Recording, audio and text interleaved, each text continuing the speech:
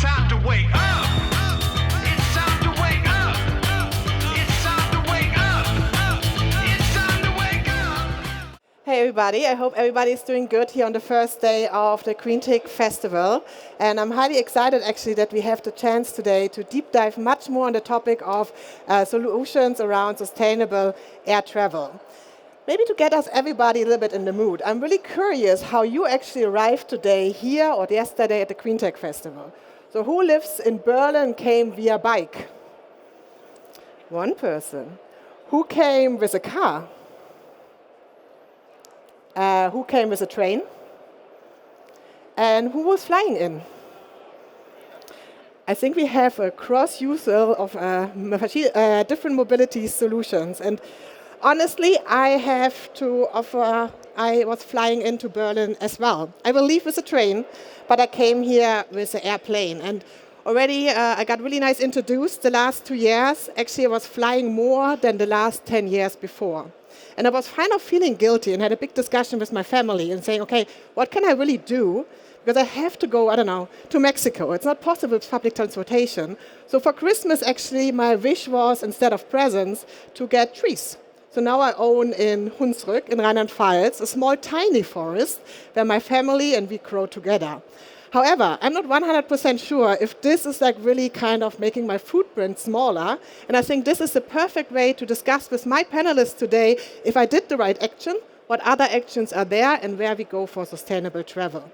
With this, I would like to introduce my amazing panelists one after one and ask them our opening question. And this would be why actually, or what are actually right now the current status for sustainable travel and what are the challenges? And let me start with our first panelist. It's Caroline Drischel, Head of Corporate Responsible at Lufthansa Group.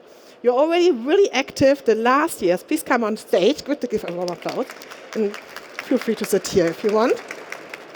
So you have a big goal, 2050 to be carbon neutrality. Do you say it this way in English? You're active at Lufthansa Group in different activities as well, creating the campaign. I think we can see somewhere back there, named? Make Change Fly. Make Change Fly. So please maybe share with us, like what is Lufthansa Group doing right now to make travel more sustainable? You getting the airplanes up there, bring us from A to B, and where do you see currently the biggest challenges? So hi everyone. Yes, air travel is something that is dear to our heart because it's connecting people, cultures and economies, but we have to do it in a sustainable way. And so how can we do it in a sustainable way? We have to invest in technology, and to be honest, technology is our biggest answer to the problem that we have today.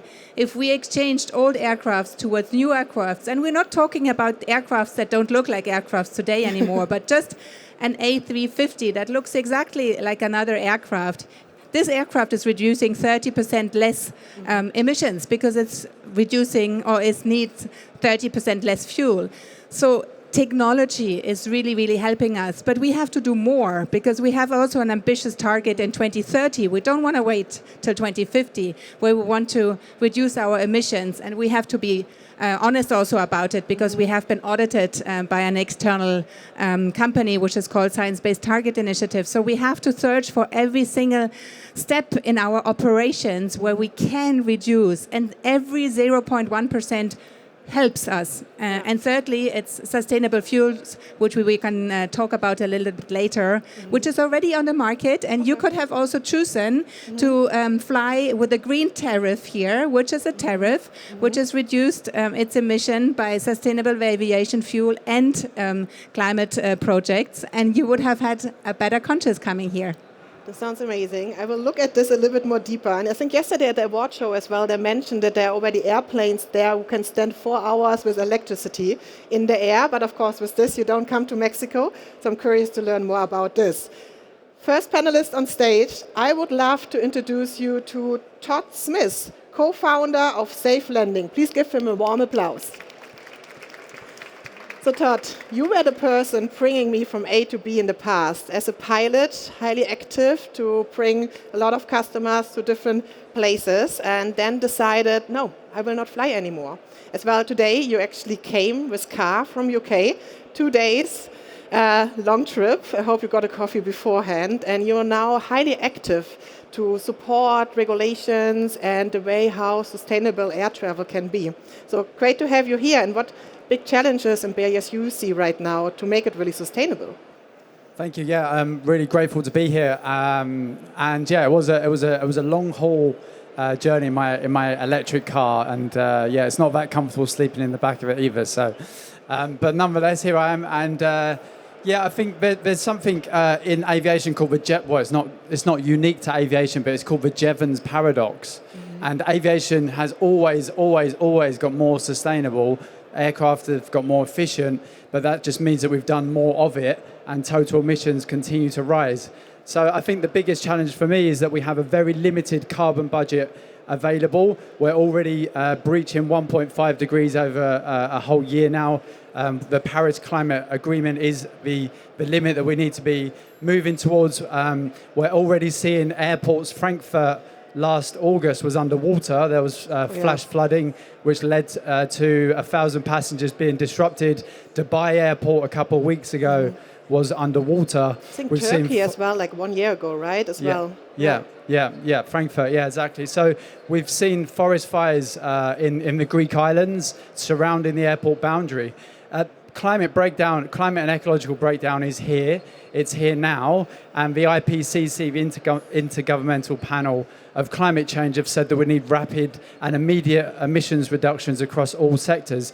Unfortunately, the only way that we can reduce emissions right now, today, is by flying less. And I know that's unpopular, but it is only frequent flyers, first-class travellers, and private jet users that are ruining it for the rest of us. So it doesn't affect the ordinary people. If they did their fair share, then we could actually start to reduce the emissions in a meaningful way. Good to have you there. Quite curious later for your thoughts. Then maybe going to India, to Nidhi. She is co-founder at S4S Technology and Science for Society, right? And you're actually enabling farmers in the whole field of planting trees and to reduce their carbon footprint. So highly curious to hear your opinion. And now you're not mainly involved in the whole like travel business, but you see really what can be done on the ground. So what is your perspective right now on the current challenges here? Thank you. Oh, is it on? Thank you, Hannah. So food miles due to supply chain contribute around 36% of total carbon emissions due to transportation in food business. At S4S, we prevent the fruits and vegetables that would go waste and convert that into processed ingredients, so that when we transport any type of fruits and vegetables, it is more lighter because we are no longer transporting water. It is processed and much lighter to transport, so also reducing the need for transportation. And that's where in our entire value chain, we are preventing the CO2 to enter the environment. So as well to reduce travel, to really make it locally, and then to kind of cut it down there. Yes. Beautiful. Good to have you here. And then ending our round, going to New York, Rachael. Let me find the card where I have the information. I know you, but I don't want to say something wrong. Here. Forest carbon scientist at Renoster. So you have a master degree in environment science. You highly understand the managing and the topics behind the carbon footprint. And you guys want to make it actually measurable and for customers understandable. Okay, what do I buy actually to recover and to kind of share my activities? So good to have you here. Come on stage. Give a warm applause for her. And I know currently you're not working with airlines, but you have a big understanding of the whole industry. So what do you see currently as the challenges and what holds us back to travel more sustainable? Yeah, so first of all, thank you so much for having me. I'm really excited to be here with you all and be talking about this really important topic. So I work for Renoster, which is a carbon credit rating agency. So we are an independent rating company that helps empower buyers in the carbon market to purchase carbon credits responsibly and know what it is they're buying. And I see one of the biggest challenges today in sustainable air travel with the lack of innovation in airline technology, I think we see nowhere near the amount of innovation that we do in terms of the automobile industry and space technology. And so, I would like to see a lot more investment in sustainable air travel and incentives from government. Meanwhile, because this will take some time, I think one of the biggest solutions that we have today, and I'll disagree with Todd on this, is around forests. Trees do an amazing job of drawing down carbon, and natural lands and forests represent about a quarter of the solution that we need to meet our climate goals. And so I would love to see airlines investing more in offsets and being more transparent about the actual projects that they're buying credits from, so that consumers can feel more confident purchasing offsets when we travel. Great. So amazing to have you guys here. Please give a warm applause to this amazing panel. And overall, if you have any own questions, at the end we will have time for 1 to 3 questions, depends how long our discussion is. So please memorize what you wanted to ask, and then we can do it this at the end. Maybe really starting with the travel in air, with you, with Lufthansa Group. So you're mentioning 2030 is a hard deadline, but as well 2050. What is Lufthansa Group really doing right now to achieve these milestones? Yes, I mentioned the fleet rollover. As you mentioned before, there is an electric aircraft which is flying 4 hours with 1 passenger. So this is not what we can do. And I agree, we have to look at mobility carefully. But mobility is also connecting, as said before, people, cultures, and economies. So we're also talking about long-haul travel, where technology like hydrogen or electricity will not kick in the next decades. So we have to, as said before, we have to do what we can on the technology that we have today, which is modern aircrafts. We have to look at what we can do in our processes as of today, with the help of artificial intelligence, with the help of better regulations, as you said before. But also, we need to use SAF, which is Sustainable Aviation Aircraft. And for those who are not familiar with SAF, what is it? It's basically also a type of kerosene, but in the production, it has used CO2, which was already somewhere in the life circle. So it's not pulled out of Earth. And that's why it's called a sustainable aviation fuel. And we need to use that more and more. But it's expensive, and the market is not there yet. And because it's expensive, for us it is better to invest €1 into a new aircraft, which is reducing less. So this is basically what we have to do. But I wanted to come back to your point, if I still have one second. Please. The customer. The customer has to make conscious choices. And as you said before, you used off-takes, which is great. It's great, but I think it's the combination of sustainable aviation fuel, new technologies, off-takes, but also the customer wanting to participate. Because we know that 85% of the customers say sustainable travel is important. 60% say, yes, we are happy to pay 25% price premium. And at Lufthansa, we're very proud, and all of the other airlines look at us, because we have 3% of the customers participating in it. And this attention gap, we also have to close. I think it's a really, really good point. And it's on the customer side, like, we are sometimes lazy. People are lazy and sometimes don't want to have the extra work to do something, but they're saying they want to do something. So I'm really curious as well how we can support the customers on education, on regulations, on easy usabilities to really start thinking about it. And maybe, Todd, you're in your journey as well, what do you see are like actions we can take now? Because of course technology, this is in the future, and we need to invest now. But what is things we do now already, and how can we activate more people for it?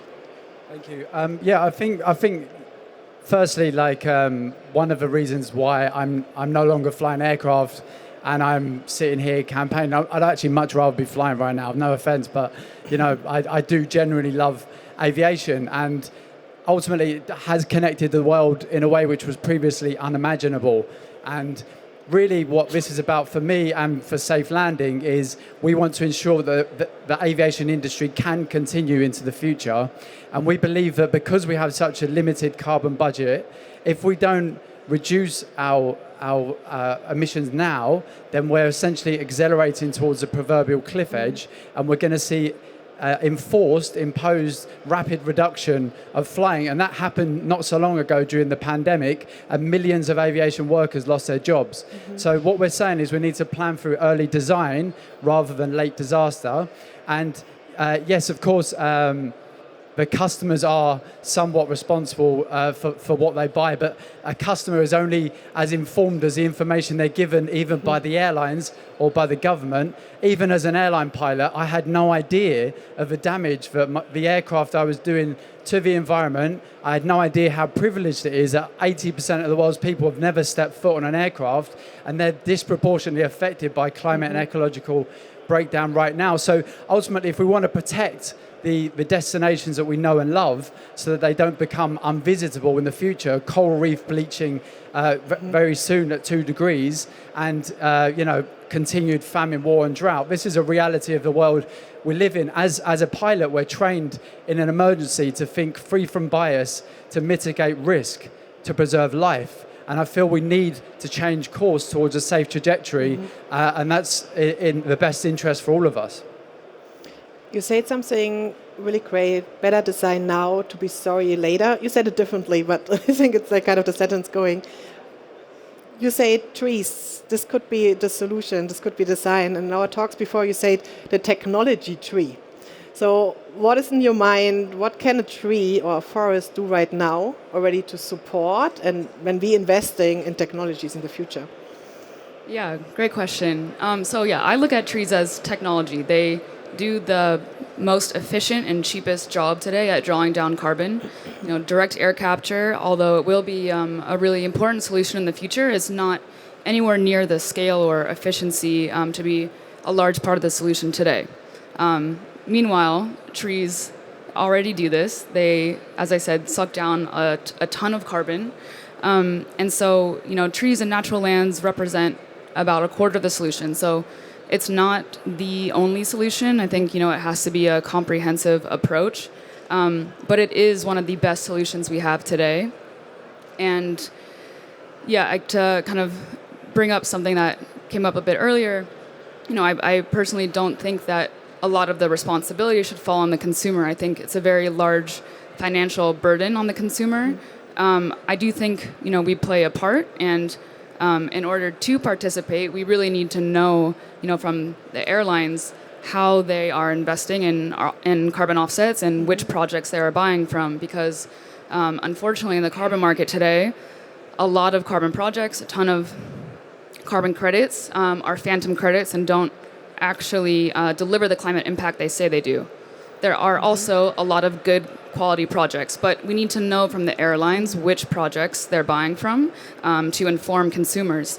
But on top of that, I'd really like to see from the airlines also participating in the offset market, and following kind of the leadership of other corporate entities like Microsoft, for example, and really being part of the solution. I saw you wanted to, so go for it. I'm completely with you. The transparency needs to be there. For Lufthansa Group, I can tell you it's all there. We have gone through a process of re-evaluating all our carbon offsets projects with our external help and not and help from a consultant firm, but from NGOs. So I think we are as good as we can be and as transparent as it can be. But you're right, the consumer doesn't know about it, and it's a financial burden.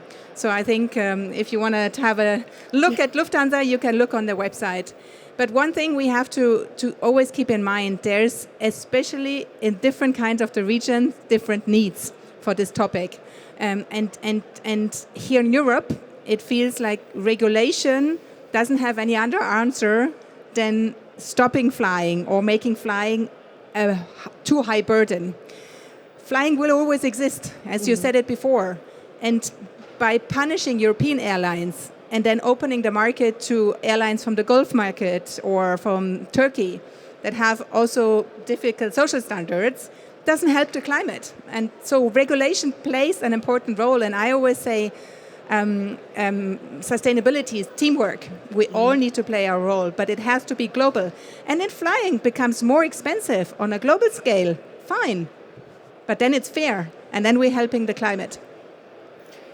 That was a really good point, and I think in the discussion before as well, we say, like, let's say the person who travels once a year for their vacation, this is maybe not a challenge, so more like the business travelers who like traveling every week. But saying traveling would be more expensive. Would be at the end the customer paying it, or could it be as well, let's say the government, the regulations are supporting in it to make, like with electromobility, there's a different choice.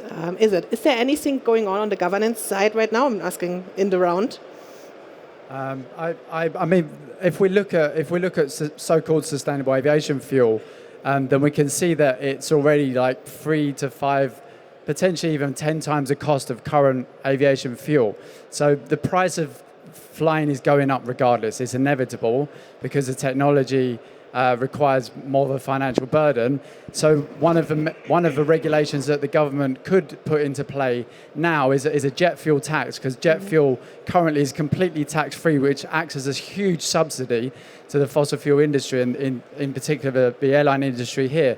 But if that was a jet fuel tax, that would be an international thing. It's hard to organise because you need international agreement, but it would mean that there isn't some countries benefit and others not. You could also ring fence that money to further drive airport infrastructure, because they're basically still designing airports for the older generation of aircraft, and there is something really excited something to be really excited about, the next generation of aircraft, which could be a decade or two away, but we do actually need to start preparing the airports for a green hydrogen infrastructure, for instance. And I think one thing that we've also seen, and I won't point any fingers, but that there has been airlines that are essentially on the outside saying that they support net zero, et cetera, but then behind closed doors, there's been studies that have revealed that they're also, asking for the opposite. They're not asking to be regulated.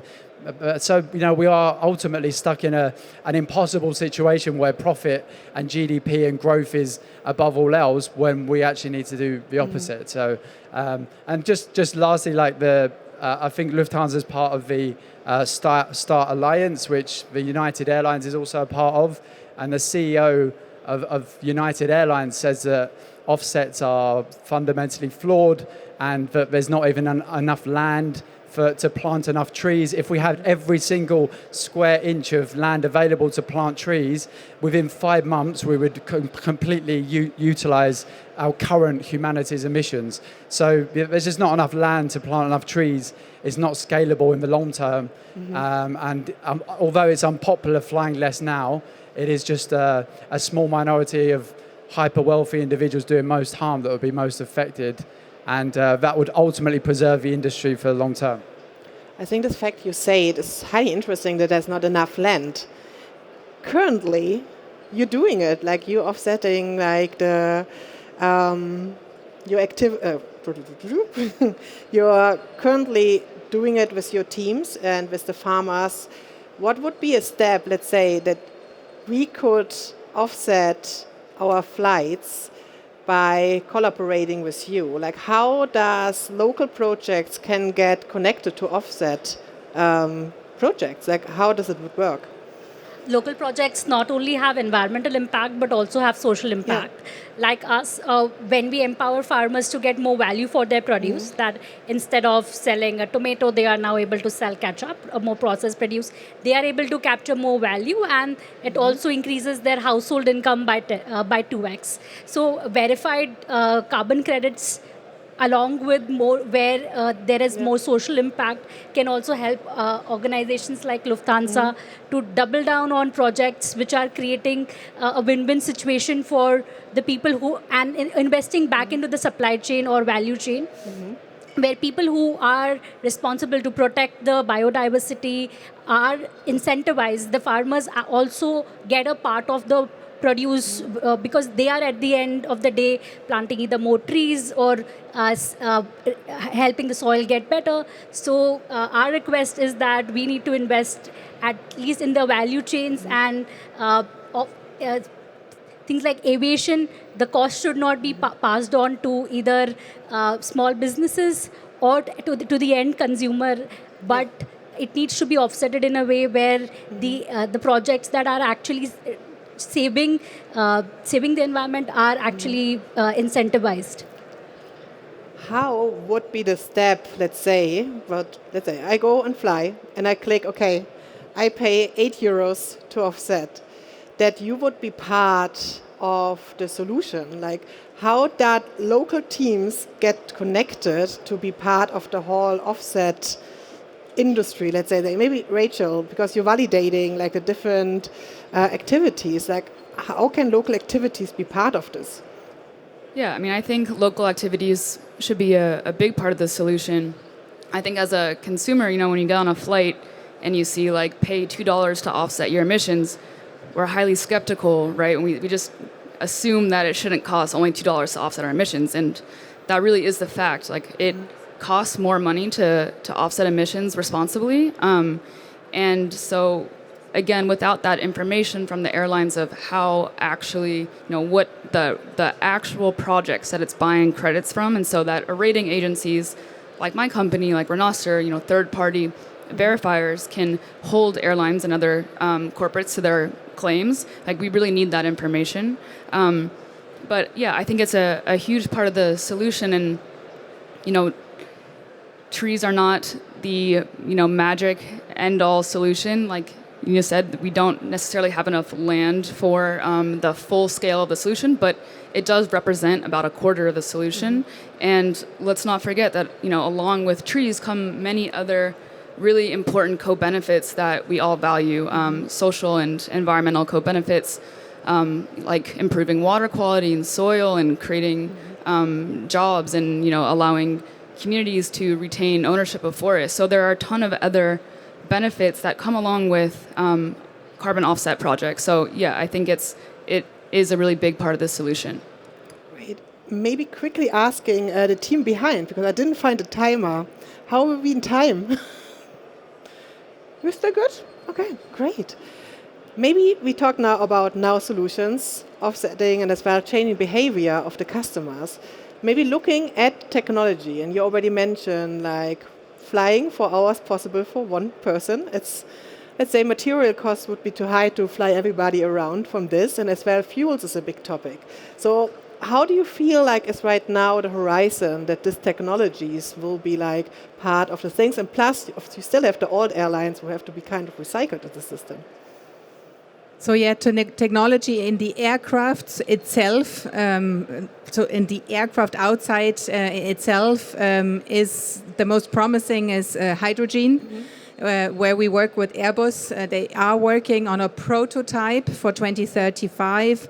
We are working on the ground process to make it possible to actually fuel hydrogen into an aircraft for 2035.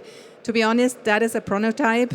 We need certification. You mentioned it. We need completely different infrastructure at airports. Yeah. So that is not likely to be kicked off in 2036 if you have seen a prototype in 2035. So that's why I come back to the small steps and the incremental steps. How can we use lighter material on board? How can we put in more customers on board, right? How can we reduce inefficiencies when we are flying? I think you flew from England to here and you flew zigzag here because we have not an open sky. New York, I think. Yeah, or New York. Yeah. No, okay, then fairly straight. Yeah, but you would have flown like that. This is crazy, and I think as long as we don't have this radical technology change ahead, we have to do everything except flying more conscious and taking a more conscious decision. When do I really take the aircraft to find the incremental efficiency gains within the hardware, within software, within flying and so on. But we won't see an hydrogen aircraft before. We won't bet, but we hope for the prototype in 2035. Yeah. I think the point you've mentioned as well, like, I don't know, when you fly, don't have a stop somewhere, like, don't fly maybe night, fly daytime, like, the straight fly. So next to, of course, like electric mobility, like electric flying and hydrogen and fuels and all the topics. So AI, I think, will be a big topic as well, right? Like, different management of the tools. So is there a big investment right now at Lufthansa Group? Yes. We had created a program which was called Clean Tech Hub. Out of this, we have had several initiatives, ops efficiency initiatives, Aerolab at Lufthansa Technik, to find exactly these 0.1% everywhere in order to become more efficient. And digitalization plays a tremendous role, because, as you just said, knowing exactly where is the weather, how can I adapt as a pilot my height, my speed in order to fly more efficient, gives the pilot, next to safety, which should always be his first priority, an option to take more sustainable decision, even if it would mean that we fly 2 hours longer from New York to Germany. And I don't want to put you on a hot seat, but Todd just told me, since he's doing safe landing, he never had the chance to be on the stage with somebody who is from an airline company. So, Todd, actually, I want to give over now a possibility for you. Maybe you have a question you wanted to ask already a long time. And Todd is a really human person. Don't worry. Honestly, the only thing I have to say is I completely empathize with the role of any airline, any company genuinely in this time to do the right thing, because it's an impossible thing to do within a limited company structure, which the whole purpose of a limited company is to generate more profit. So if a company did anything other than generate more profit and grow, then it would be doing the wrong thing. So limited companies are doing exactly as they're supposed to do. Air traffic historically has doubled in size every 15 years. We're on track to triple our emissions in aviation by 2050. We're not even factoring in the non-CO2 effects of aviation, which can heat Earth at a rate up to 3 times that of CO2 alone. All of this is deeply uncomfortable stuff. I'm still in £80,000 worth of flight training debt. I grew up in a working class family. I wanted nothing more since 5 years old to be a pilot. It was my absolute dream. I assure you I wouldn't be sitting here if we did not require rapid and radical action, and I empathize. That's all I can say. But I can't criticize Caroline because she's doing the best that she can within the company and everything else. So I don't really have a question other than we need more people to pressure their government for maybe other markers of success. If a country's success was not just GDP, but say health and well-being, then we could start moving our economy away from just profit, which could be profiting from the arms industry, tobacco or fossil fuels, and moving towards a generally more sustainable, healthier and happier life. Overall, I just got the 20 minutes, but I feel like this was ending actually the talk. But I don't want to end it here because I feel like there's so many more topics to attend. But it was beautiful words, and thank you so much for sharing them. Rachael, you were saying as well you don't work with airlines currently. So what kind of corporations are you working with, and where do you see currently the biggest challenges? Yeah, so we don't have any airline clients or customers at the moment. We have some large agricultural companies, such as Cargill, for example. But yeah, we would love to see airlines being, a customer of our ratings. So that would be wonderful. But yeah, I guess a question maybe that I could ask back to you is at the top of your kind of wish list in order to I wish we had a government representative on stage, but we don't. Yeah. So I'm wondering what would be at the top of your wish list to be able to, really make a kind of a dent in terms of the climate mitigation we need from sustainable air travel? I think what we can do today is use sustainable aviation fuel. You mentioned it. It's 3 to 5 times more expensive, but we see incentives in the US that bring the price close to kerosene. And this is happening today and helps today, right? We should not wait until we see electric or hydrogen flying, so we have to do it. We have to be careful about sustainable aviation fuel. It's not unlimited, right? There is a natural end to it. And then we're talking about synthetic fuels. And the synthetic fuel market is not existing, even though the technology is proven, right? Yeah. So we need to somehow, and you were talking about it several times, how can we kickstart in a super fast way investors also to invest in these new technologies? How is the interplay between companies, legislation, activists, and at the end of the day also investors to kickstart a technology and a market that is the future? I think it's a good point as well. Like usually investors invest there where they see a need and request from corporation governance and the ecosystem. So I think if we more talk about it as well, more people will be cautious about it. I have one more question. I want to kind of go a little bit more on the customer behavior or like the change of behavior, and especially with your projects, the people had to change the way of doing things, right? To bring things from A to B, how they work, how they interact. How did you make it happen that people are part of this activity and now growing?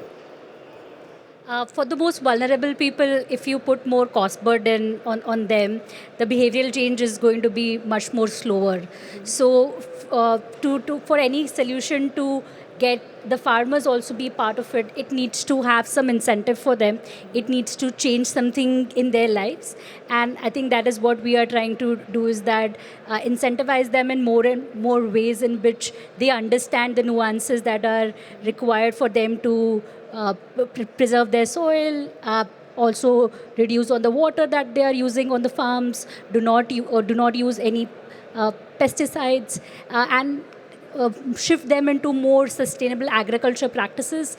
And this is only possible when they see an upside of it, which is that they have better remuneration. So our dream would be that there is on a Lufthansa flight, you can get a sustainably sourced coffee or a food, and this will not only involve Lufthansa to contribute on the carbon offsetting project, but also giving business to the farmers there now, and this at the end of the day will also increase their remuneration or what they are earning and helping them move out of poverty, and thus they have more money to invest back into the environment. So for us, it's important to put people at the center and devise everything where we empower them or meet their needs. So meet equity, meet them where they are rather than expect them to do something.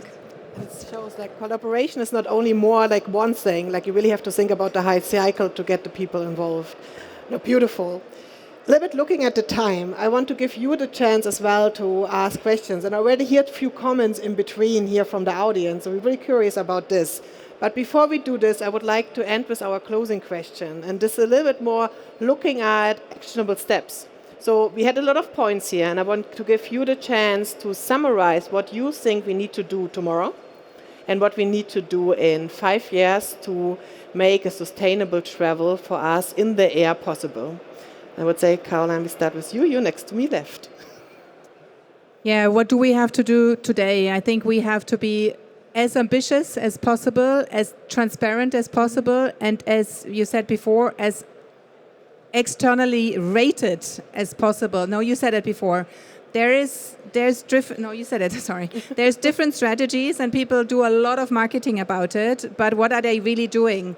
So I think what we can today is just being, as said, as ambitious. Our slogan is we want to make that change fly, and for that we want to be transparent with our data. We publish a non-financial report where everyone can see what we do. Mm-hmm. Is that good enough? You can always do better, but that's the best thing that we can do today. And if someone has another idea, they can always approach us, because we are also looking at every single step. Mm-hmm. What should we do in 5 years? I think we need to get closer together. It's a team play, and I think the title of this panel says it. We need to work together. Yeah. And together I talk from a global point of view and not from a European or German point of view. We have to do it together. The climate doesn't end on a country's barrier. No, I think it's a beautiful point. Thank you so much. And this collaboration between consumers, governance, corporations have to be there overall. Thank you so much. Todd, tomorrow or today in 5 to 10 years? Tomorrow or today. I think the stark realization, because I didn't understand the aviation problem, For me, it's about education, educating yourself first and foremost, thinking critically, which we're trained to do in aviation, to look beyond the first narrative that we see and to really do our homework, because, you know, this is a critical moment for life on Earth. And the more well-informed we are as conscious consumers or just activists or what you know, as citizens with political agency, then to be well-informed, I think it's something we can do today. And in 5 years, you know, don't underestimate the power each one of you has as individuals to create change and to perhaps look at your own ways of traveling and, you know, see, you know, as Caroline mentioned, you know, make that decision consciously. I don't think there is a silver bullet. There isn't a sustainable aviation fuel or anything that can get us out of this mess quickly. So we just got to keep looking with integrity and hope there is that transparency from both the government and airlines for us to make better choices. Thank you, Todd. And I think you said something beautiful beforehand. Not only where you want to be is the goal you have, as well enjoy the journey to it and use this as well as the travel. What you did with 2 days coming with your electric car from UK, and I think so beautiful things. I hope you got a little bit sleep as well. Nidhi, what do you want to say? What should we do today and what in 5 to 10 years? I think our message today and tomorrow is going to be same, that the cost of transition should not be offloaded to either to the supply chain, but the aviation industry needs to reassess their cost and not tariff the customer or the other partners who ship this or the businesses. So I think that would be, that cost of transition should not go, indirectly affects a lot of people, so it should not be levied on the customer. Great, thank you. Rachel, ending this round today and in 5 to 10 years. Yeah, so today I would like to see airlines eliminating single-use plastics and using sustainable packaging. I think Lufthansa does a good job at this, but other airlines certainly do not.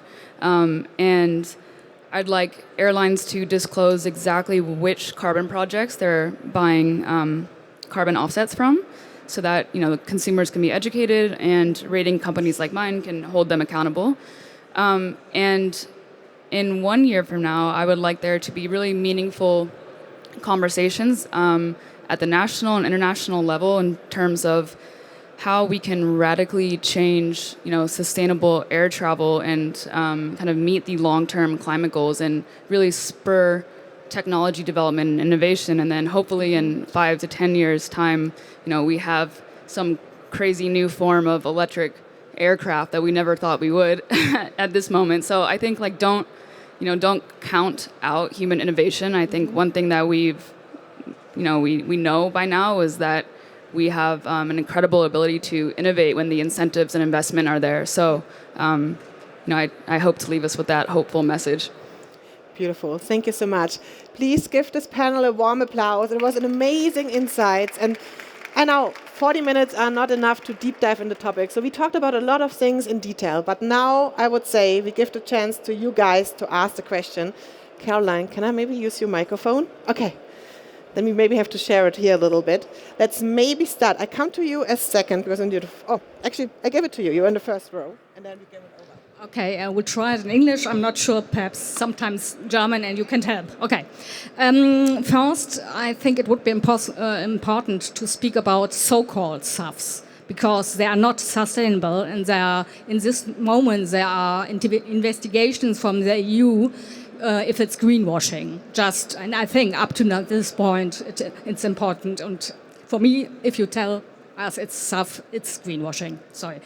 The second point is that how do you assure that the compensation projects you are use, for example, for trees, sometimes it's a problem that there's a bad impact on indigenous, also indigene. Genetics. Indigenous rights. So how do you make sure that's the point? And how, because you spoke about transparency, which is also very important in my eyes, because many companies are speaking about climate neutrality, but it should be named in German klimaneutralisiert, to make clear it's only paid. And we know from scientists, only 5% of all the stuff has the right to be compensated. The rest has to be reduced. And how Lufthansa are producing by its own the energy to produce this stuff. I asked this question some time ago to a Lufthansa guy, where they get the energy from renewables. And he asked me, it's not our task. So I would say you have 3 questions, Yeah. right? First question about the fuel, second about where you get the electricity from, and then third one, how to make sure this is really like working out. So greenwashing is saying you are climate neutral and you're not. We are not doing this. What we are using is sustainable aviation fuel, which is clearly in a law described by the European Union and by the German Union. So this is sustainable aviation fuel. So there is no question about that this is not greenwashing. But I am with you. There is a lot of uncertainty, and I think, Rachael, you touched upon it. We are not educated yet. We don't know what it means to pay €2 for a compensated flight. What does it mean? So there is still a lot of uncertainty. Do I really do something good with sustainable aviation fuel? And to be honest, if you go into a company at the size of Lufthansa, 120,000 people, and you ask around what is sustainable aviation fuel, 10% can maybe say, I've heard it already, and 10 can explain it to you. This is the truth, but it's regulated. What was the second question? The second question was about where Lufthansa gets the energy from. Well, we have 100% Ökostrom for our own premises. So this is also certified. It's also in the non-financial reporting. Energy to produce SAF comes from the supplier, and here it's also clearly described what kind of energy, but it's not our responsibility, it's our SAF producers. Great, thank you. Rachael, can you reply in the between question? Yeah, sure. You brought up a really great point. And, ideally, Lufthansa would be a customer of ours, and before they buy, carbon credits from carbon projects, making sure you do a really deep dive and an independent review of those projects, because there is a ton of confusion. It's just very hard right now in the carbon market because it's unregulated and it's voluntary to know whether you're buying a quality project. And lots of times, like you mentioned, this comes at the cost of communities. And so having an independent third-party review like my company Renoster does is a way to really understand what it is you're buying and buy responsibly. And that's my role at Renoster. I go through hundreds of pages of documentation that projects put out and validate all of their claims, and look at the governance systems and what money is actually making it to the ground, which most of the time projects don't disclose. So we do a really, really deep dive into projects to make sure that corporates don't contribute to greenwashing, but really know what it is that they're buying, and making sure that projects that companies are buying credits from protect people on the ground and actually pay those people for the forests that they own. I think the point you say is good to have somebody external to validate it. You guys did it with NGOs, not in consulting. I think this is a good proof as well. And if there's something more happening, let's just talk after discussion. The sir in the third last row. Yeah, hi. I think I have a question for Caroline. You said that Lufthansa is working on a prototype for hydrogen planes. No? Airbus is working on the prototype. We are partnering with them, but we do work or do research on the ground processes on how to uplift hydrogen to the aircraft. So yes, we are working on it. Ground process is a good keyword, because do you have an idea? Do you know where the hydrogen could come from? Because today there is no supply of hydrogen at big scale. There's not the technology available to produce hydrogen at large scale. Do you have an idea where this might come from? To be honest, not the full picture yet. We ask ourselves the same question. But as Rachael said before, we don't want to underestimate the potential innovation capabilities that we have. And for that, we have to investigate, is that a possible source of energy? Where it comes from, to be honest, it's not our complete responsibility, but of course we're looking into that and working closely with our German regulations on what could Germany play a role in that technology. Maybe another question for Todd. I'm not an engineer, but electrical airplanes, would that be an option, or is that out of scope, impossible for long haul flights? I also have Electric technology as it stands, and even in theory, would not be able to replace more than 5% of the current commercial fleet. It is only a technology which can be used for very short flights. There is a case for it potentially if you lived in a mountainous region where you couldn't have rail or road infrastructure, get into small islands, then the electric small regional aircraft would be ideal for that. But the issue is that the battery density, normally when you burn jet fuel during the flight, the aircraft gets lighter and thus more efficient, but the battery weight remains the same and there's just density issues. So unfortunately, electric is just not going to cut it, certainly anywhere near medium or long haul for now. But could be a good solution for inland flights, as an example. Or just take a train. Yes. Yeah, sometimes the 6 hours and 1 hour thing is like the challenge on this. Okay, somebody already. I have the mic already. Yeah.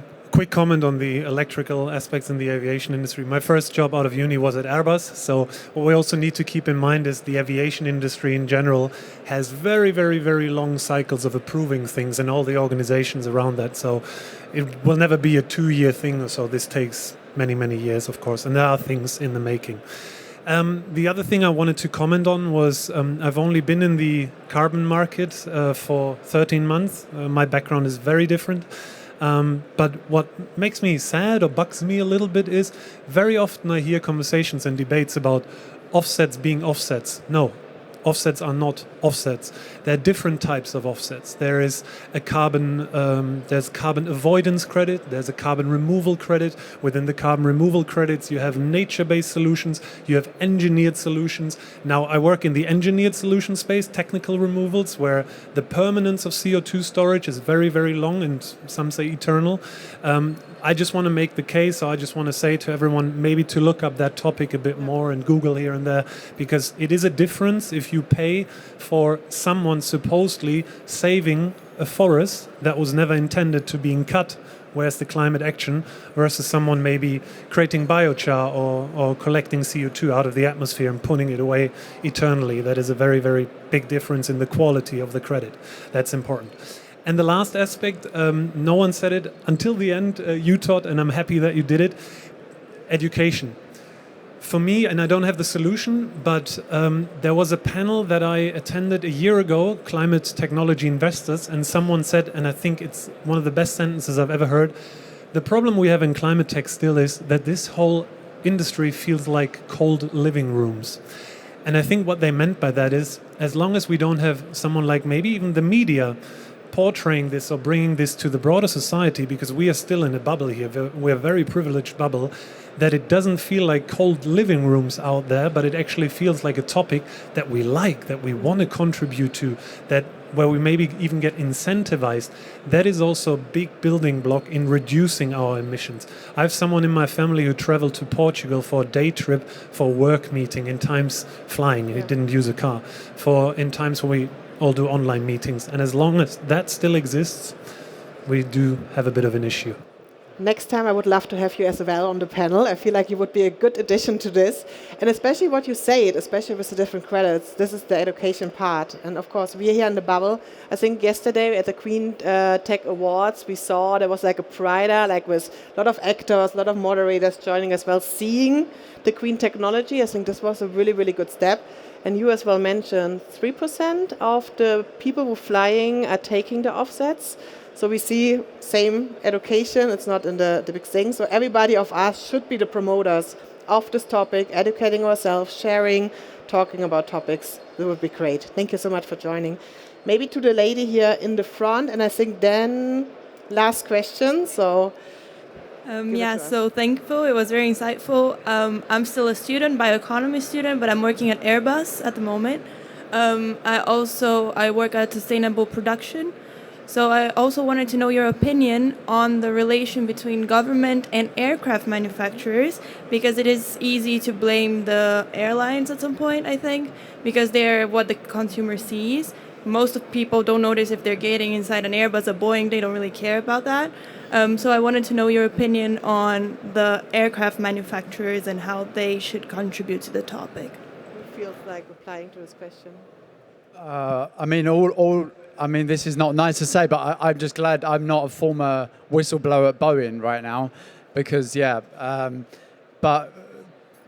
mean, as far as I understand, within Toulouse, you've got Airbus, you've got a massive group called Supero de Carbo, and they're a group of students studying Airbus technology, and understand they wrote a letter to Airbus to tell them that they needed to create technology which would ensure they have a future. I mean, I don't have much to say on this topic, to be honest. I understand there's a revolving door between all industry and manufacturing is just another part of that. But yeah, if anyone else has more to say. I honestly I know that they are very active to speak to regulators. I don't know if they have a regulation. To be honest, I don't know. I just know that they have done a great job in the last 50 years. I mean, the aircraft still look the same, but they are much more efficient. I think they work a lot with the turbine producers, propulsions, in order to also work on new technologies there. And then, to be honest, at a certain times, it becomes again our responsibility. What kind of material, what kind of seats, how many galleys, how much single-use plastic, and so on we use on board. So it's an interplay, but of course we are dependent on the technology and the innovation on the current aircrafts, that they still don't give up on that. Great. And I really have to say thank you for this really respectful and insightful discussion. I think for a lot of people as well, it's a really emotional topic. So I like our discussion. I like the questions here from the audience. And I think we could talk a few more hours more about it. But you guys will be around, I can imagine. So if there's something popping up, just go directly to our amazing panelists. And with this, I would like to ask you one more time to give them a warm hand. And thank you so much for taking the time and coming over. It's time to wake up.